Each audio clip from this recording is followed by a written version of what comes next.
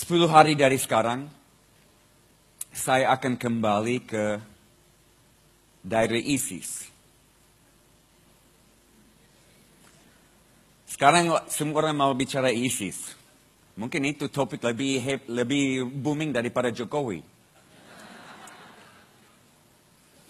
Ya, 10 hari dari sekarang saya akan naik pesawat kembali ke Jordan. Di perbatasan dengan Syria, ada satu kamp pengungsi nama Zatri. Kali terakhir saya di situ, saya hampir tidak percaya apa yang saya lihat. Padang pasir di situ, tidak ada hijau sedikit pun, tidak ada tumbuhan, tidak ada pohon. Banyak tentara PBB mengawasi pintu masuk, pintu keluar. Karena dari ini sangat rawan. Di mana semua lari dari perang di Suriah, lari dari ISIS, lari dari semua. 200.000 orang ditampung di satu camp. 200.000 orang di dalam tenda selama 2 tahun. Sampai sekarang. Dan melihat wajah mereka yang masih trauma. Setiap kali pesawat lewat di atas, anak kecil seperti ini karena takut bom akan dijatuhkan lagi. Bapak-bapak yang semua punya bekas peluru di kaki, di tangan, di kepala. Ibu-ibu yang banyak tidak punya suami lagi karena suami sudah dibunuh dalam perang dan ibu lari dengan anak-anak. Dan semua tanya, kenapa ini terjadi?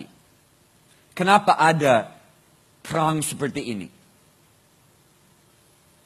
Mungkin orang bilang di sini, kita harus waspada, jangan sampai ISIS masuk Indonesia.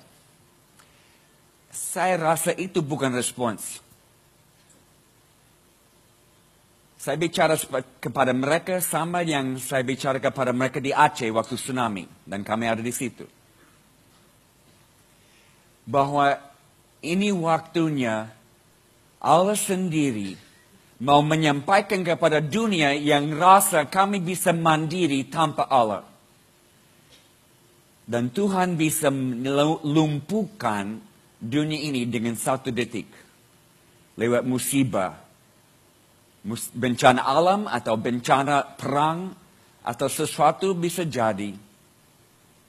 Dan dunia harus sadar ini pembesar suara Tuhan. Yang mau yakinkan kita bahwa kita perlu campur tangan Tuhan setiap saat.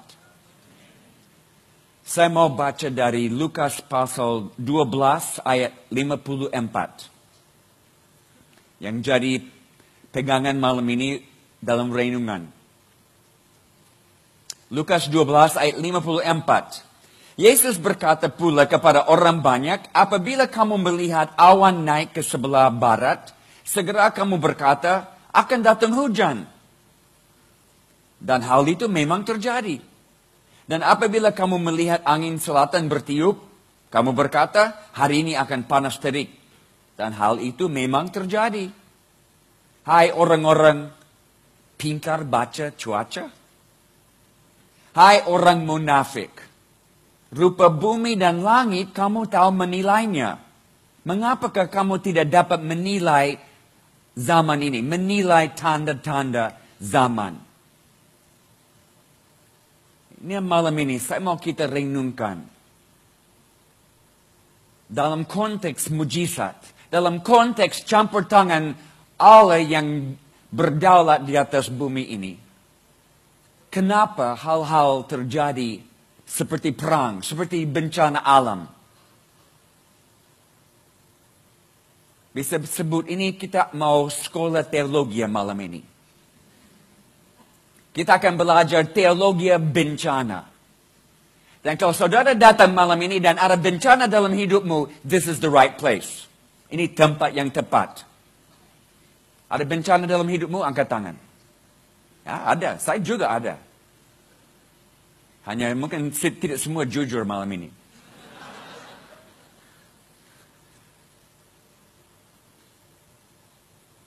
Teologi bencana. Karena teologi, saudara, bukan sesuatu yang orang karang di sekolah teologi. Teologi adalah sesuatu yang saudara dan saya buat setiap hari dalam hidup ini. Pada waktu kita menemukan dan mengalami dalam hidup ini sesuatu yang tidak masuk akal. Sesuatu yang kita tanya, mana Tuhan di dalam pengalaman saya? Mana Tuhan waktu ada perang? Mana Tuhan waktu bencana alam terjadi? Mana Tuhan waktu anak aniaya? Mana Tuhan waktu saya di dalam kesusahan dan terjepit sampai rasa tidak bisa bernafas lagi? Mana Tuhan waktu dokter vonis hanya 6 bulan lagi dan hidup ini akan habis?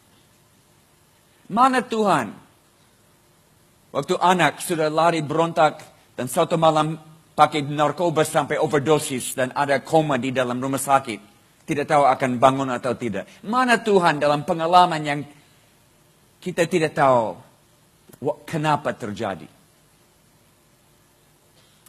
Ada 3 hal yang kita akan belajar malam ini tentang teologi bencana. Yang pertama, cara Tuhan yang Tuhan pakai untuk melakukan rencananya di bumi ini tidak selalu masuk akal dengan saudara dan saya. Tuhan bisa buat apa yang Tuhan mau buat dengan cara yang Tuhan pilih, dan dia tidak harus minta izin dari saudara dan saya. Karena dia Allah. Dia tahu. Yesaya 55 ayat 8. Pikiranku bukan pikiranmu dan rencanamu bukan caramu bukan caraku. Demikian firman Tuhan. Cara Tuhan tidak selalu masuk akal dengan cara manusia. He does it his way. Kelahiran Yesus. Lukas 2.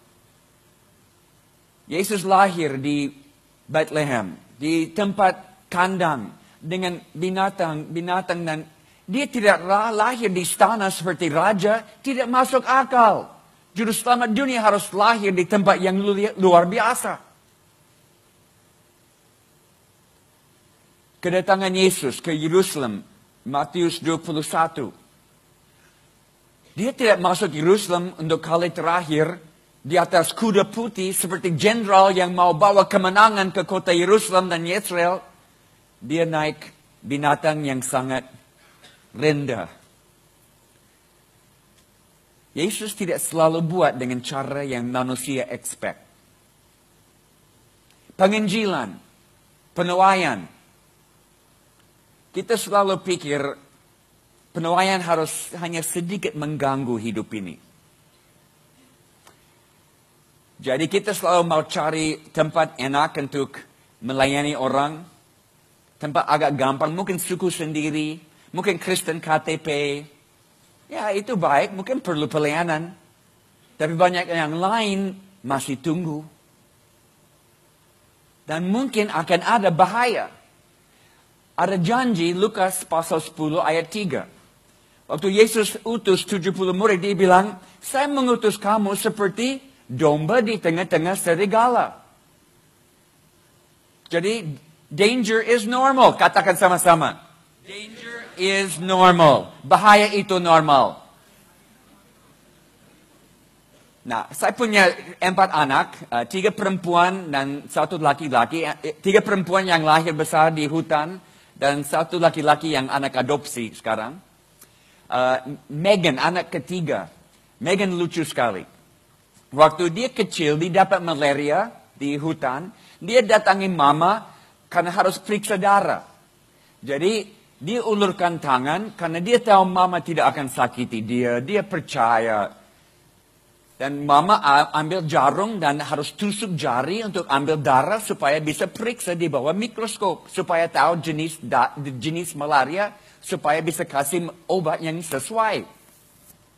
Jadi Megan ulurkan tangan, percaya mama tidak akan sakiti dia. Jarum masuk ke jari. Au! Sakit! Oke, saya bisa mengerti kali pertama. Tapi sesudah 100 kali, Tetap Megan datang, lurkan tangan, percaya mama tidak akan sakiti. Jarum masuk jari, au, sakit. What did you think? Kau pikir apa? Jarum di dalam jari akan sakit. Dangerous normal. Bahaya itu normal. Tapi banyak orang Kristen seperti Megan ini. Mereka pikir sakit abnormal. Sakit is normal. Di dalam hidup ini ada sakit. Dan di tempat perwaian kadang-kadang ada banyak sakit. Saya lihat satu peta beberapa tahun lalu. Peta itu semua negara di dunia di mana ada aniaya terhadap orang Kristen ada dalam warna orange. Saya lihat peta itu, saya sadar itu daerah-daerah di dunia di mana ada kegerakan-kegerakan Tuhan sekarang. Kegerakan terjadi di daerah berbahaya. Tidak jadi di daerah yang makmur. Itu sebabnya saya khawatir Jokowi ini. Mungkin dia akan bawa kita ke dalam masa yang makmur dan kita akan lupa Tuhan.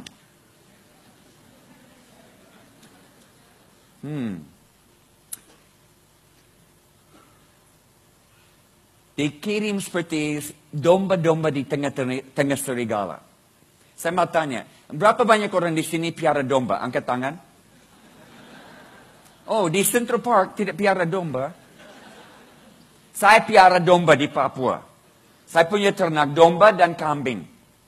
Kami piara di pedalaman. Karena 17 tahun di pedalaman, saya terjemahkan Alkitab. Dan saya menemukan satu ayat yang sulit diterjemahkan. Yesus adalah anak domba Allah. Karena di pedalaman Papua tidak ada domba. Mau terjemahkan dengan apa? Yesus adalah anak babi Allah? Tidak cocok.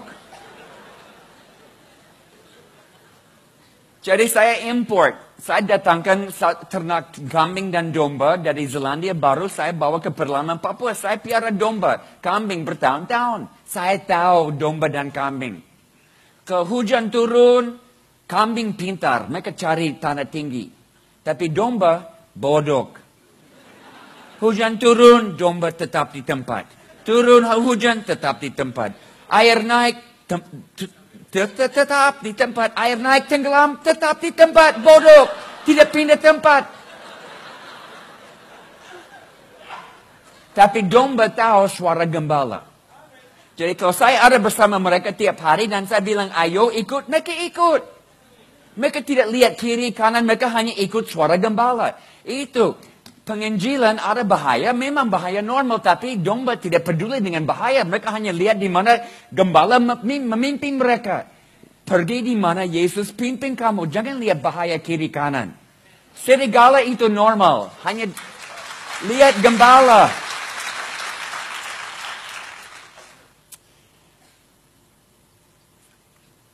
Bahaya dan situasi yang terjadi di luar dugaan adalah tanah subur untuk Tuhan buat mujizat.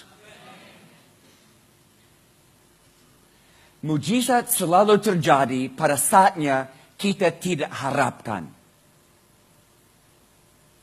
Tidak duga. Di dalam kesusahan.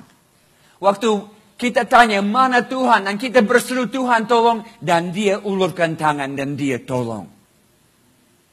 Kalau saudara mau mujizat malam ini. Saudara harus menjadi desperate. Orang tanya saya, Jim, kenapa banyak mujizat di Papua? Lebih banyak dari Jakarta. Karena orang Papua lebih desperate daripada orang Jakarta. Di Papua tidak ada rumah sakit Siloam. Tidak ada semua fasilitas canggih yang ada di sini. Kalau Tuhan tidak campur tangan dalam hidup sehari-hari, mereka tidak bisa bertahan. Celakalah hidup mereka. Banyak tahu, mungkin saya mau ulang singkat. Terobosan yang terjadi dalam pelayan kami di pedalaman. Sesudah 3 tahun tidak ada respons dan ada lawanan. Dan saya sangat frustrasi. Saya tidak bisa yakinkan masyarakat ini lebih lagi tentang siapa Yesus. Dan pada saat itu ada dukun-dukun yang berpengaruh di masyarakat yang buat ancaman-ancaman. Juga mereka bikin obatan terhadap kami juga. Ada banyak yang dibuat, semua takut. Kalau datang ke kampung kami pada waktu itu bisa rasa roh ketakutan yang mengganggu, menahan semua. Di tengah-tengah situasi yang sangat gelap seperti itu, Tuhan datang.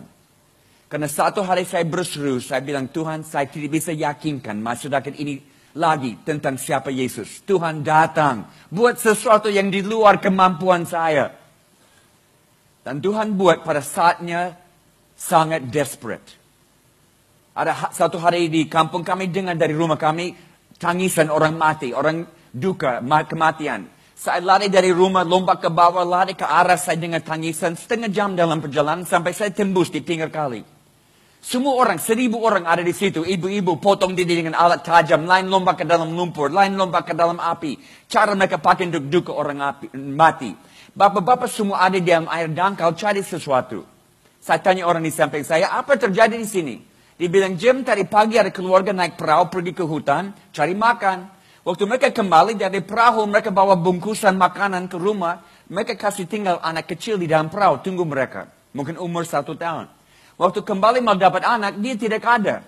Dia sudah coba berdiri dalam perahu dan dia jatuh ke dalam air. Setengah jam mereka cari, tidak dapat. Karena warnanya air di sungai kami hitam, karena tumbuhan yang ada di dalam. Masukkan tangan beberapa senti di bawah, tidak kelihatan lagi. Desperate. Sesuatu terjadi di luar dugaan. Kematian.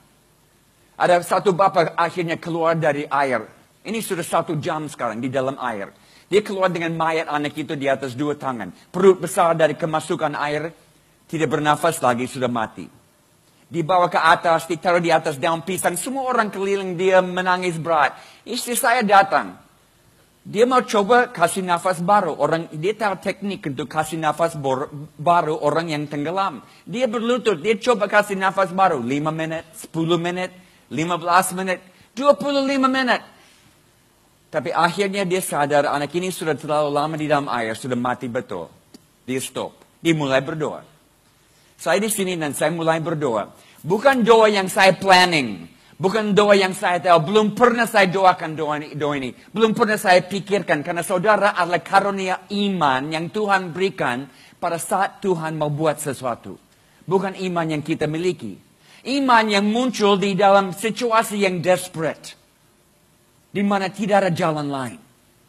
Dan langsung spontan saya bilang, Tuhan, walaupun masyarakat ini belum mengakui Engkau sebagai Tuhan dan Allah mereka. Sebagai tanda kasih-Mu, bangkitkan anak ini dari kematian. Tiba-tiba dari mulut anak itu mulai mengalir semua air satu kali. Dia mulai nafas kecil, nafas besar, mata buka, dia sudah hidup kembali. Orang tua peluk dia. Dan saya bilang mereka semua, ini yang kita lihat, ini tanda kasih dari Tuhan yang dia mau masyarakat ini tahu siapa dia. 1 minggu sesudah itu kami diminta datang ke satu kampung, ajar mereka tentang jalan keselamatan pagi sampai malam, tiap-tiap hari, 1 minggu full. Pada akhir minggu itu mulai ada orang percaya Yesus. Bukan 1, 2, 3, 10, 20, 30, sekeluarga mereka datang kepada Tuhan. Sampai gelombang demi gelombang setiap minggu. Sampai 80% suku Sawe percaya Tuhan Yesus. Dan saudara, mulainya dengan situasi yang desperate. Kematian. Mujizat mulai dengan situasi yang desperate. Di mana kita tidak bisa tolong diri sendiri. Di mana kita tanya, mana Tuhan dalam pengalaman ini? Jadi, yang pertama kita harus sadar, cara Tuhan, cara Allah untuk melakukan kehendaknya di bumi ini, tidak selalu masuk akal kita. Tapi selalu itu tempat di mana mujizat bisa terjadi. Kedua, waktu sesuatu di luar dugaan, waktu bencana terjadi, temukan kebenaran Tuhan di dalam bencana itu. Di dalam perkara itu. Kelihatan buruk. Tetapi ada kebenaran dan rencana Tuhan di dalamnya. Problem kita hanya lihat perkara, kita tidak lihat Tuhan. Malam ini mungkin saudara datang dengan bencana dalam hidupmu. Mau didoakan. Saya akan minta sebelum kita berdoa, Tuhan buka matamu dan mata kita semua untuk melihat hidup ini seperti Tuhan melihat. Apa rencana Tuhan di dalam semua? Contoh, Musa. Musa gagal meyakinkan Firaun. Ini di Keluaran pasal 5 dan 6. Musa gagal yakinkan Firaun untuk melepaskan Israel. Dan beban kerja ditambahkan luar biasa. Dan mereka mengeluh kepada Musa, apa yang kau buat? Kami lebih susah sekarang. Situasi desperate. Tapi beberapa hari lagi, mereka akan keluar dari Mesir. Keluaran sangat dekat. Tapi pas sebelum mereka keluar, sangat desperate. Sangat gelap. Yesus ada di Danau Galilea. Di alam perahu dengan murid-murid. Dan ada badai datang.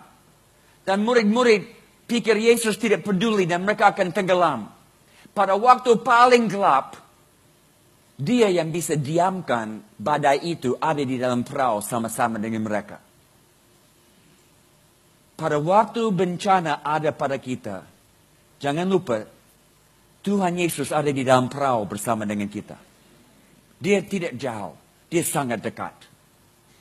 Lazarus sakit sampai mau meninggal. Yesus tunggu sampai temannya Lazarus ini meninggal dan dia datang ke kampungnya. Yohanes 11. Dan Marta keluar dari rumah dan sambut Yesus. Kalau Yesus ada di sini, dia pasti akan tetap hidup. Dia tidak sadar bahwa pada waktu paling gelap, kematian, Yesus yang adalah kebangkitan dan hidup ada bersama dengan mereka.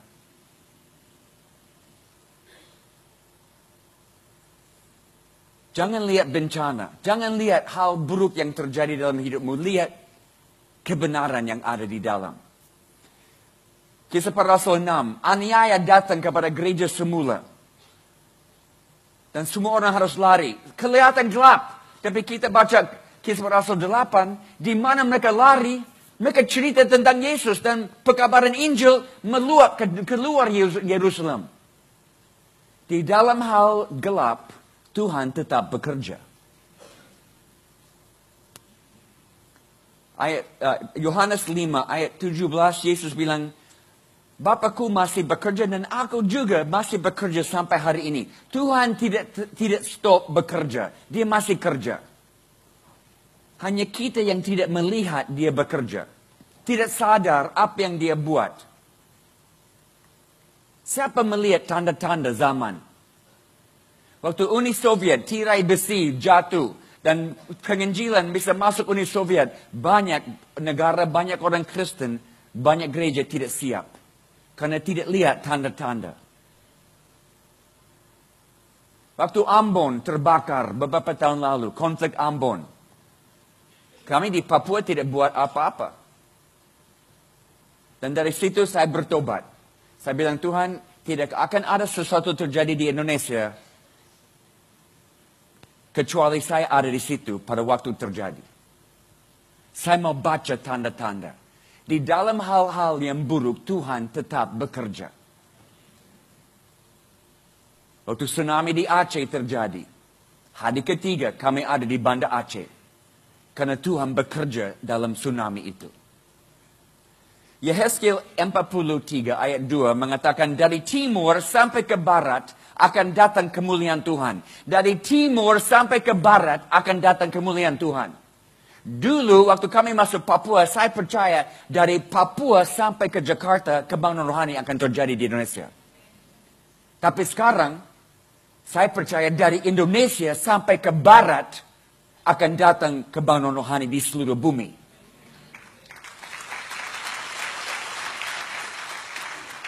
Itu sebabnya saya recruiting. Siapa mau ke Timur Tengah, mau ke Jordan, mau ke Lebanon, mau ke Syria, sign up after this. Karena kita harus ada di tengah-tengah tempat gelap. Karena itu tempat di mana Tuhan bekerja sekarang. Saya di California beberapa bulan lalu. Saya latih 200 mahasiswa Indonesia. Saya bilang mereka, kalian tidak datang ke Amerika untuk kuliah. Tuhan datangkan kamu ke Amerika untuk jadi missionaries, untuk menangkan jiwa orang Amerika yang lupa Tuhan sekarang. Terima kasih. Negara saya perlu missionaries dari Indonesia sekarang.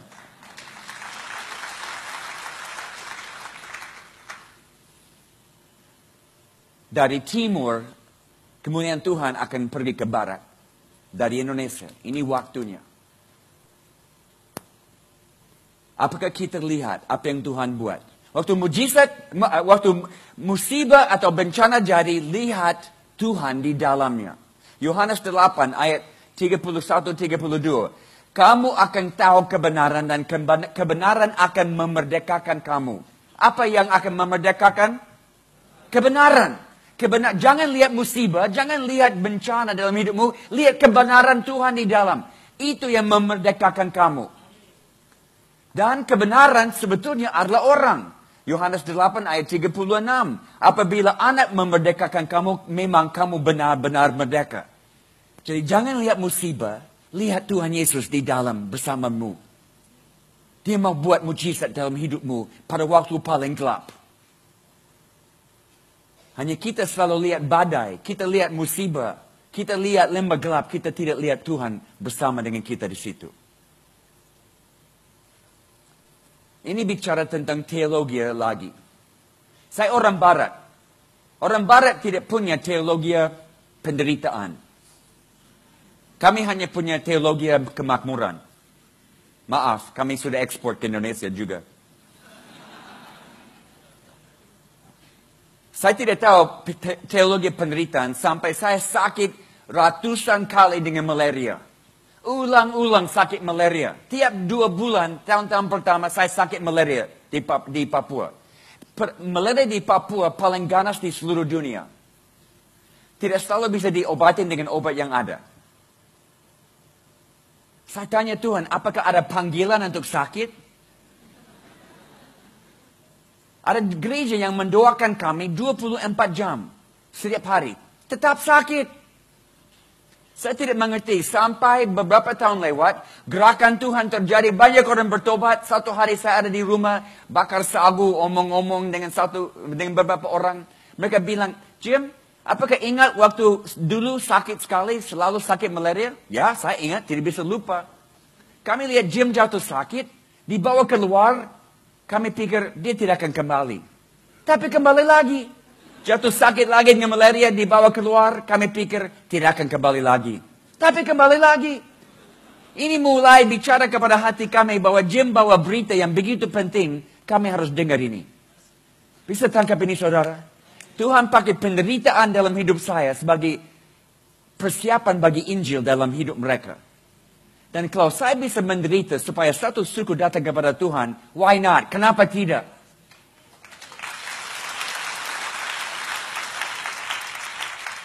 Beberapa tahun lalu saya mulai kehilangan kemampuan lihat dengan mata kiri.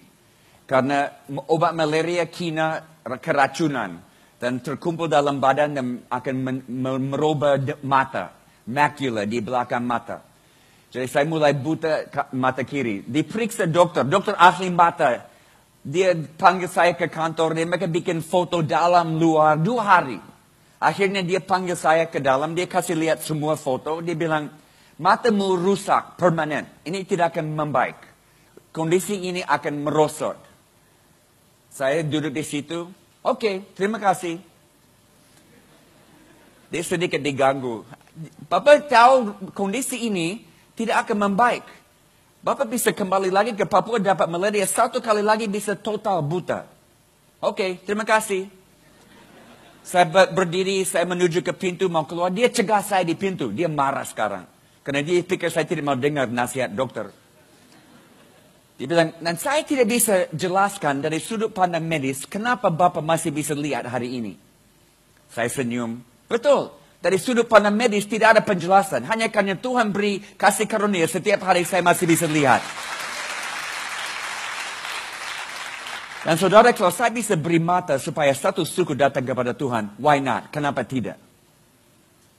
Itu teologi penderitaan. Bahwa Tuhan kadang-kadang tidak menjawab langsung doa kita untuk sembuh. Dia dengar setiap doa untuk sembuh. Dia bekerja. Tapi dia tidak selalu sesuaikan kerja dia dengan apa yang kita expect. Kadang-kadang dia delay kesembuhan supaya banyak orang bisa lihat sikap kita di dalam penderitaan dan datang ke dalam kerajaan Allah. Itu teologi penderitaan. Ada satu lagi. Teologi kekerasan. Tidak ada di Petamburan. Saya belum tulis bukunya. Teologi kekerasan bunyi begini. Iblis selalu bekerja di belakang layar, licik, tidak kelihatan. Sampai hari datang dilihat Allah punya rencana di bumi ini yang luar biasa. Kebanan rohani mau jadi. Dan iblis sebagai tindakan terakhir melemparkan roh kekerasan di bumi ini. Untuk mencegah rencana Tuhan. Apa yang kita buat waktu kita lihat kekerasan? Kita lari dari kekerasan. Seharusnya kita lari kepada kekerasan. Karena ini tanda bahwa Tuhan bekerja dan iblis takut. Harus rubah pikiran ini.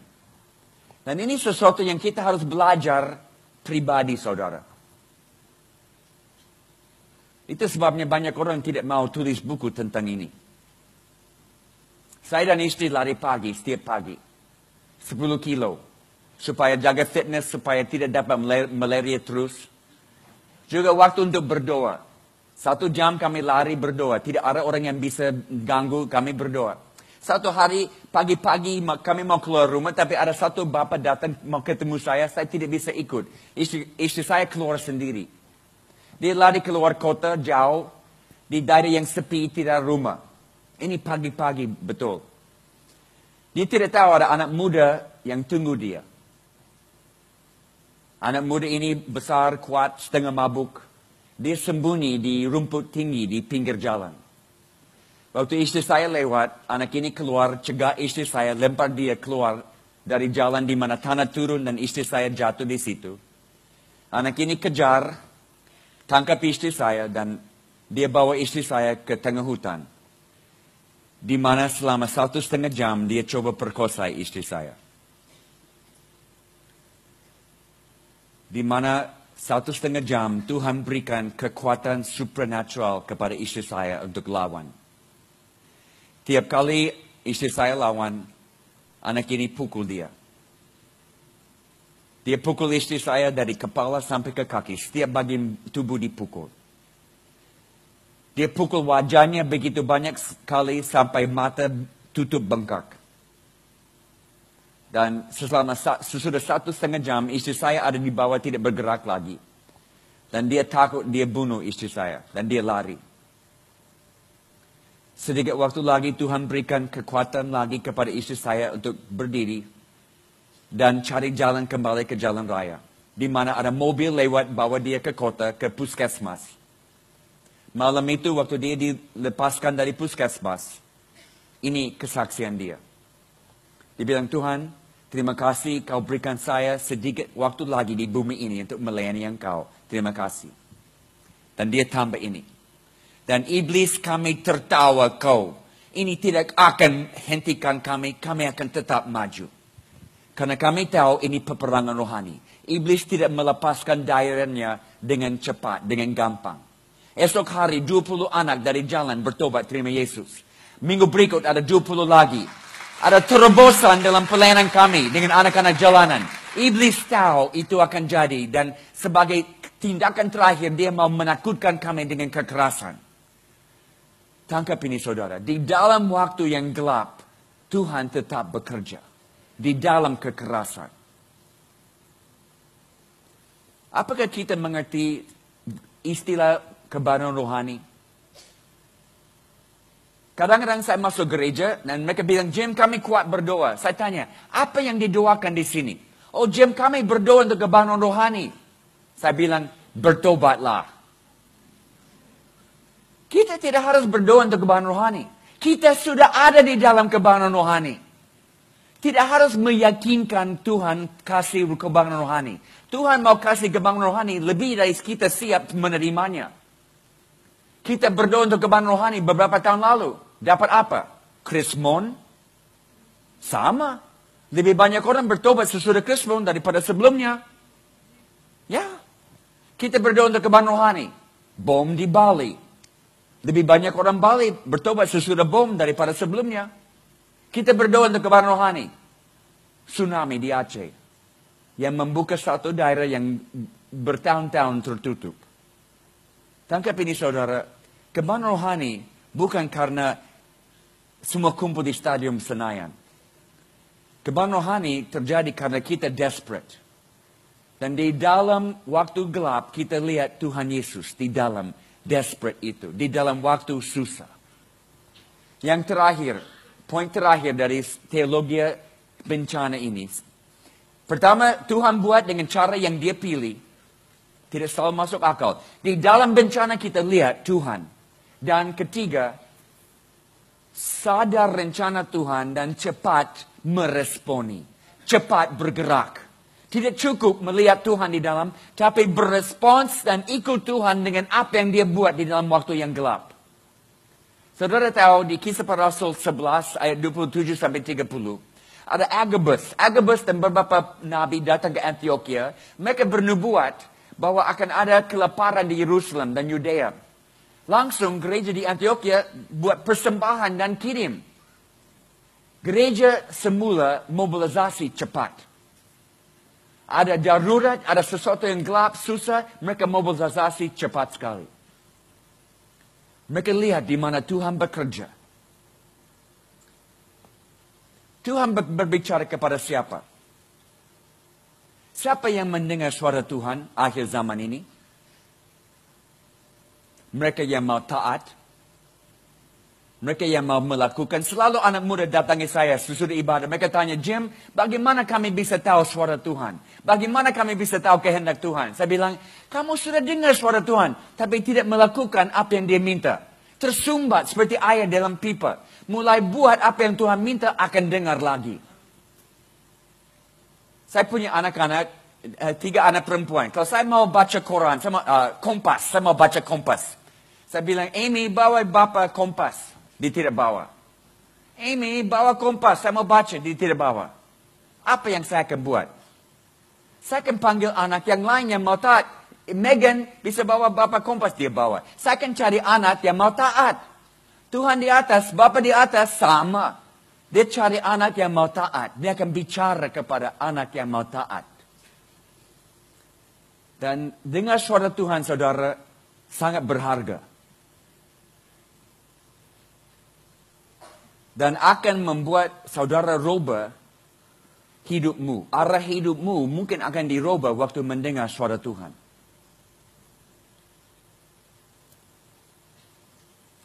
Saya mau mulai akhir semua ini supaya kita bisa berdoa. Waktu kami di tsunami di Aceh, 2 minggu pertama kami di situ, kami kembali ulang-ulang. Sampai kami kirim pekerja dari Papua di Aceh yang ada sampai hari ini. Tapi waktu saya kembali, sesudah 2 minggu di Aceh, saya lewat Jakarta dalam perjalanan ke Papua. Harus bermalam di sini supaya ganti pesawat. Saya ikut satu komsel agak besar, komsel besar di satu tempat. Mereka dengar saya bersaksi tentang Aceh dan mereka tanya, ini pertanyaan yang aneh. Mereka tanya, bagaimana Pak Jim bisa punya belas kasihan untuk orang Aceh? Ya, kita tahu tidak semua orang suka orang Aceh. Tapi saya jawab mereka tanya, bagaimana bisa punya belas kasihan untuk orang Aceh? Saya tanya, bagaimana tidak punya belas kasihan untuk orang Aceh? Punya Yesus, punya belas kasihan. Punya agama tidak tentu ada belas kasihan. Punya Yesus, punya belas kasihan. Dan melihat di mana orang menderita, itu tempat di mana Tuhan bekerja. Mazmur 34 ayat 19. Alamat Tuhan di mana? Allah kita berdiam bersama dengan mereka yang hancur hati. Untuk menghidupkan mereka yang remuk jiwanya. Itu alamat Tuhan. Di tengah-tengah waktu yang susah dan gelap. Waktu di Aceh, waktu kami keluar dari Aceh, kami tukar pesawat juga di Medan. Harus bermalam di Medan. Waktu saya turun di Medan, ini minggu kedua, sesudah tsunami. Saya jalan di Medan, ada banyak pengungsi yang ditempatkan di Medan kota. Saya jalan kaki dari ujung ke ujung, tempat pengungsian. Dan saya heran tidak lihat satu posko dari gereja di Medan. Saya tahu ada gereja di Medan di Aceh, tapi dengan mereka yang lari ke Medan, saya tidak lihat satu tempat posko di tempat pengungsi. Malam itu kami menginap di satu gedung 2 tingkat. Kami di bawah tidur di situ dan di lantai 2 ada ibadah gereja. Dan mereka nyanyi dengan suara nyaring, lompat-lompat, tepuk tangan. Dan saya lihat tempat pengungsi di situ yang banyak keperluan dan tidak ada orang Kristen melayani mereka. Dan saya tanya, apa yang salah dengan gambar ini? Bisa lompat-lompat tepuk tangan tapi tidak peduli dengan orang yang ada di kota sendiri, yang dalam keperluan. Kadang-kadang orang tanya, kenapa tsunami terjadi? Mungkin itu hukuman. Saya mau tanya, siapa dihukum? Karena waktu lihat bencana, lihat penuaian. Lihat Tuhan bekerja. Tuhan mengasihi mereka yang ada di dalam susah.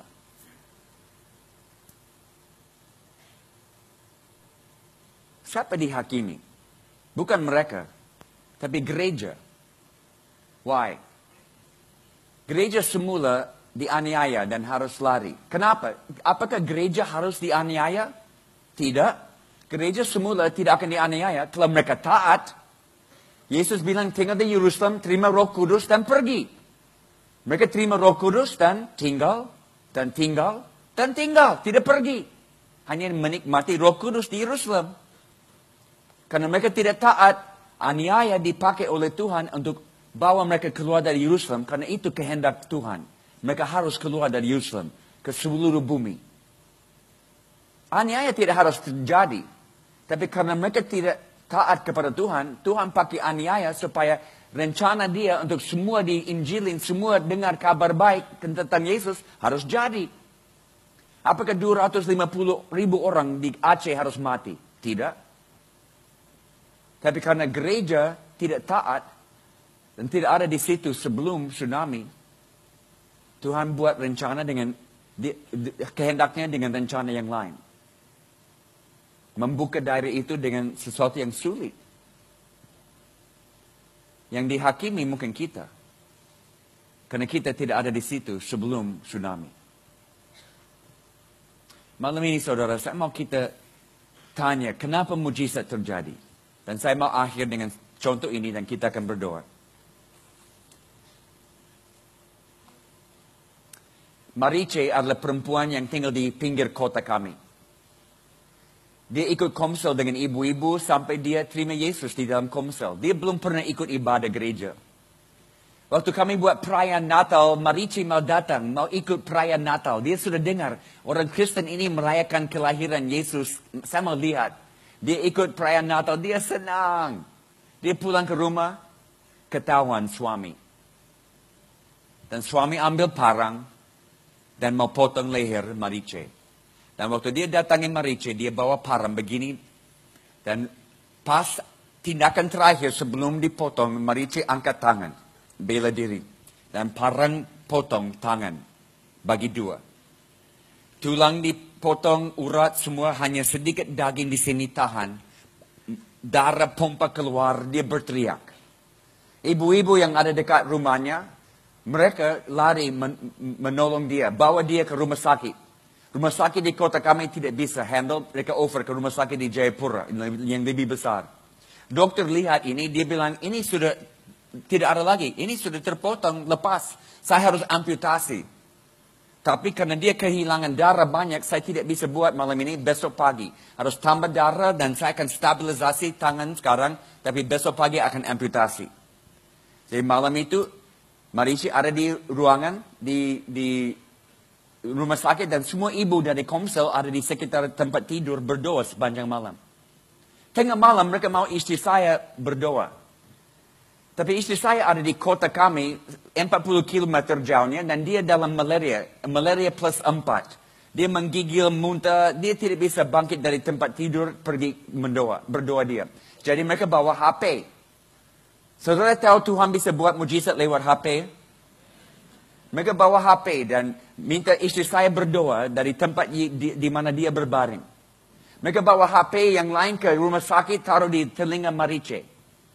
Dan istri saya berdoa. Dan ini kata Marice kepada saya, Jim, waktu istrimu berdoa, tangan saya getar.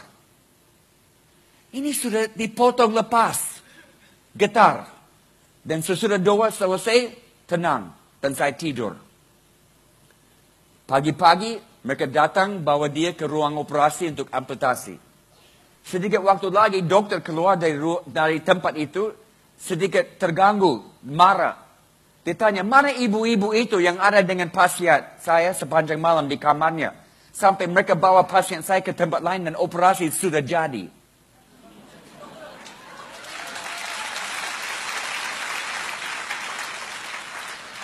Tulang sudah kembali ke tempat, urat sudah kembali ke tempat. Kami punya foto sebelumnya dan sesudahnya.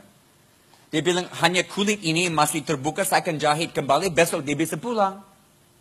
Saya tiba hari itu, karena hari sebelumnya saya di luar Papua, saya tiba, pagi itu saya lari dari airport ke rumah sakit. Waktu saya tiba, semua orang di rumah sakit tahu tentang mujizat ini. Dari orang yang cuci toilet, sampai resepsionis, sampai dokter dan perawat semua. Saya masuk dengan resepsi, saya tanya, mana ibu dengan tangan? Oh, dia di sana. Mereka bawa saya, ada ratusan orang di dalam kamar. Saya coba pindahkan mereka supaya saya bisa lihat Marice. Saya datang dekat, saya lihat Marice duduk di atas tempat tidur nyanyi pujian kepada Tuhan. Hari itu saya bawa Marice pulang ke rumah. Dan saya bilang, Marice, kenapa Tuhan buat mujizat ini bagimu? Bukan supaya kamu bisa ke gereja dan bersaksi. Itu bukan tujuan. Ini supaya kamu kembali ke pinggir kota di mana kamu tinggal dan banyak non-Kristen ada di situ. Kasih lihat mereka kebaikan Tuhan dalam hidupmu. Supaya mereka juga bisa terima Yesus. Dan gereja, jemaat baru bisa dibentuk di situ. Dan itu yang dia buat dan itu yang terjadi. Karena Yesus selalu buat mujizat. Bukan untuk show off.